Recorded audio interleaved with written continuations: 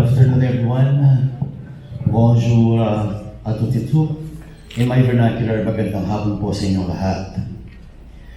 When I was told I was being given this chance to address you today at this very momentous event, the naming of the Kent Park into Martin Luther King Park, I was, what do I speak about? I grew up hearing about Martin Luther King. I grew up hearing about civil disobedience, something that's very synonymous with the name Martin Luther King.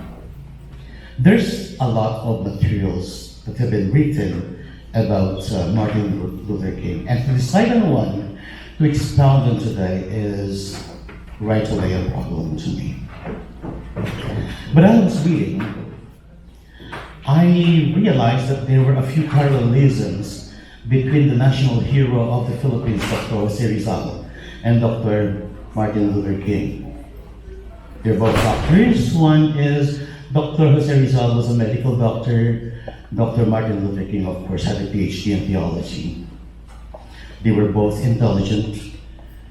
Martin Luther King was accelerated a few times that he started college at age 15, and Dr. Jose Rizal learned to read by himself at age 2.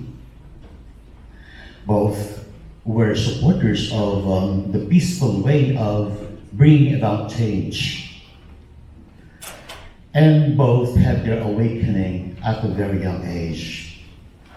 Dr. Jose Rizal realized that there was a problem in the Philippines at a very young age when he witnessed the oppression suffered by the Filipino farmers under the oppressive Spanish regime.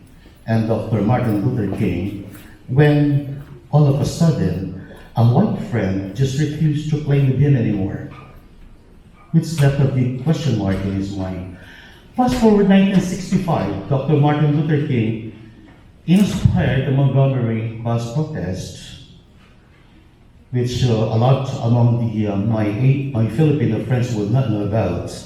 The Montgomery bus boycott happened because at that time, the black people were not allowed to sit on the bus when there was a white person who could not sit. They had to cede their places. Imagine that. Both were ordinary people, although they were greatly gifted. And they just happened to have enormous dreams for their countries. And they knew how to make those dreams get realized. Fast forward, 21st century, racism is still rampant. Discrimination has not been eradicated. If only Dr. Martin Luther King were around today, he would know what to do. But there's no more Martin Luther King, but potentially there's a Dr. Martin Luther King in each of us. We can